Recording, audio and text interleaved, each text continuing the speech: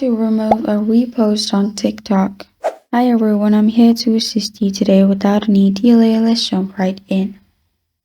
First, open TikTok on your device. Make sure you're logged into your account. Then click on your profile at the bottom right corner of your screen.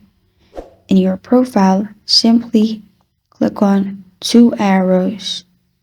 After you've clicked on the two arrows in your profile, it will open all your reposts. You will be able to see all your reposts. Now simply click on the video you want to remove. After you've clicked on the video you want to remove, it will open this page. On the right side, you'll find the arrow. Simply click on the arrow on the right side. After that, all these options will open. Click on Remove Repost, and repost will be removed. You can repeat the process as much as you want. After that, you can go back, reload it, and repost will not be visible anymore. This is how to remove a repost on TikTok.